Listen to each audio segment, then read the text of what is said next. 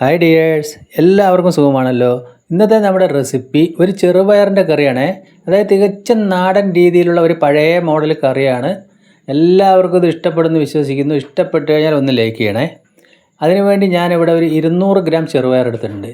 ഈ ഒരു പാത്രത്തിൽ എടുത്ത് വെച്ചിട്ടുണ്ട്. ഇനി നമുക്ക് അതിലേക്ക് വേണ്ടത് ഒരു 100 ഗ്രാം അളവിൽ ഒരു ചെറിയ പച്ചക്കായ, ഒരു സവാള, ചെറിയ സവാള, അതായത് നേന്ത്രക്കായ ഇത് തന്നെ എടുക്കുക. അപ്പോൾ പഴയ കാലത്ത് നേന്ത്രക്കായും ചെറുപയറും നല്ലൊരു കോമ്പിനേഷനാണ്. പിന്നെ ഒരു 8 ചുവന്നുള്ളിയും ഒരു 4 പച്ചമുളക് എരിവുള്ളത്. നമ്മൾ എരിവിനനുസരിച്ച് ഒരെണ്ണം കൂട്ടിയാൽ കുറച്ച് എടുക്കാവുന്നതാണ്. ഇപ്പോൾ ആ ചെറുപയറിൽ കുറച്ച് വെള്ളം നികരൊഴിച്ച് 1 മണിക്കൂർ ഞാനത് വെള്ളത്തിലിട്ട് വെക്കുന്നുള്ളൂ. പച്ചക്കായ ഈ വലിപ്പത്തിലും ഇതേ സ്റ്റൈലിലാണ് കട്ട് ചെയ്തിരിക്കുന്നത്. അതിലും നികരെ വെള്ളം ഒഴിക്കുക, അതിൻ്റെ കറയൊക്കെ ഒന്ന് പോകണം. ഇപ്പോൾ നല്ല മൂപ്പായ പച്ചക്കായ തന്നെ എടുക്കണം, പച്ച നേന്ത്രക്കായ. ഇനി അതിലേക്ക് ഒരല്പം മഞ്ഞൾപ്പൊടി ചേർത്ത് അത് 1 മണിക്കൂർ അവിടെ ഇരിക്കട്ടെ. 1 മണിക്കൂർ കഴിഞ്ഞതിന് ശേഷം ഞാൻ ആ ചെറുപയർ കഴുകിയിട്ട് ഒരു കുക്കറിലേക്ക് ഇതാ ഇട്ട് കൊടുത്തിട്ടുണ്ട്. അതിലേക്ക് നികരെ വെള്ളം ഒഴിച്ച് കൊടുത്തിട്ടുണ്ട്. അതിൽ കൂടെ തന്നെ നമ്മൾ ആ പച്ചക്കായ കഷ്ണങ്ങളും ചേർത്ത് കൊടുക്കാം. ഇനി അതിലേക്ക് ഇതാ പച്ചമുളക് കട്ട് ചെയ്ത് അതും കൂടി ചേർത്ത് കൊടുത്തു. പിന്നെ ആ സവാള, മീഡിയം സൈസ് സവാള തന്നെ എടുത്താൽ മതി ഈ ക്വാണ്ടിറ്റിക്ക്. പിന്നെ ഒരല്പം ഉപ്പും ചേർത്ത് കൊടുത്തിട്ടുണ്ട്. ഉപ്പ് നമ്മൾ അല്പം ഇപ്പോൾ കൊടുക്കുക. പിന്നെ ഒരു 1/4 സ്പൂൺ മഞ്ഞൾപ്പൊടിയും അതിൻ്റെ പകുതി ചെറിയ ജീരകം. അപ്പോൾ ചെറിയ ജീരകം നിർബന്ധമായിട്ട് കൊടുക്കുക, നല്ല രുചിയാണ്. കുറച്ചുകൂടി ഞാൻ വെള്ളം ഒഴിച്ചിട്ട് ഇത് നമ്മൾക്ക് ഒരു 3-4 വിസിൽ അടിച്ചെടുക്കണം. ഞാനിപ്പോൾ ഇതിലൊരു 4 വിസിലാണ് അടിച്ചിരിക്കുന്നത്. ഇപ്പോൾ ഇതാ കറക്റ്റായിട്ട് നല്ലപോലെ വെന്ത് കിട്ടിയിട്ടുണ്ട്. അപ്പോൾ ഓരോ കുക്കറിൻ്റെ ഭാഗത്തിനനുസരിച്ച് വിസിൽ കൂടിയും കുറഞ്ഞും ഇരിക്കും. തലേന്ന് വെള്ളത്തിലിട്ട് വെക്കുകയാണെങ്കിൽ ഒന്നുകൂടി 2 വിസിൽ മതിയായി. ഇപ്പോൾ ഞാനൊരു വേറെ പാത്രത്തിലേക്ക് ഇതാ ചെറുപയർ ചേർത്ത് കൊടുത്തു.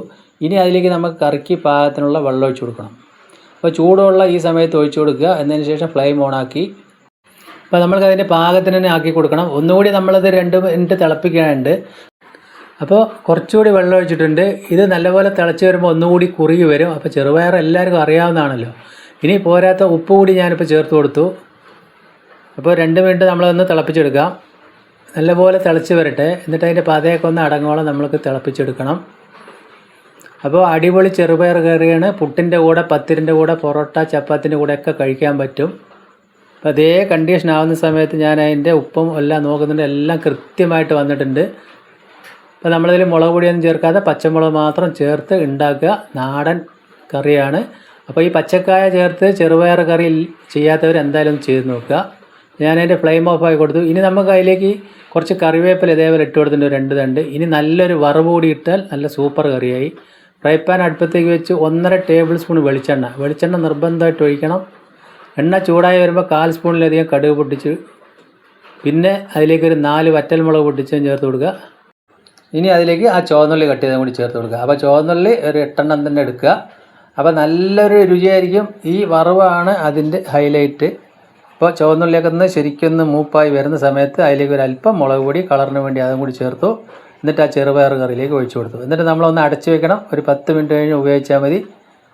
10 മിനിറ്റ് കഴിഞ്ഞ് നമ്മൾ നോക്കുന്ന സമയത്ത് ഇതാ കറി നല്ല സെറ്റായി കണ്ടില്ലേ, നല്ലപോലെ ഒന്ന് കുറുകി വന്നിട്ട് നല്ലൊരു മണമാണ്. ഇപ്പോൾ പുട്ടും ചെറുപയറാണ് ഇതിൻ്റെ ഏറ്റവും നല്ലൊരു കോമ്പിനേഷൻ. എന്തായാലും നിങ്ങൾ ഇതേപോലെ ഒന്ന് ട്രൈ ചെയ്ത് നോക്കുക. എൻ്റെ വീഡിയോ ഇഷ്ടപ്പെട്ടെന്ന് വിശ്വസിക്കുന്നു. ഇഷ്ടപ്പെട്ട് കഴിഞ്ഞാൽ ഒന്ന് ലൈക്ക് ചെയ്യണേ. ഇപ്പോൾ ഞാൻ ആ കറി വേറെ ബൗളിലേക്ക് ഇതാ പാർത്തുന്നുണ്ട്. കണ്ടില്ലേ, ഒന്നുകൂടി കുറുകി നല്ല സെറ്റായി വന്നിട്ടുണ്ട്. ഈ പാകത്തിന് തന്നെ കിട്ടിയാൽ മതി. അപ്പോൾ നമ്മളിത് ബ്രേക്ക്ഫാസ്റ്റിൻ്റെ കൂടെയാണ് ഇത് കഴിക്കേണ്ടത്. അപ്പോൾ അതാ 1 കഷ്ണം പുട്ട് മാത്രം എടുക്കുക. എന്നിട്ട് നമ്മൾ ഈ ചെറുപയർ കറി കുറച്ച് കൂടുതൽ എടുത്ത് കഴിക്കണം. കൂടെ തന്നെ ഒരു പപ്പടം ഉണ്ടെങ്കിൽ സൂപ്പറായി. വീണ്ടും നല്ലൊരു വീഡിയോ ആയിട്ട് കാണാം. താങ്ക്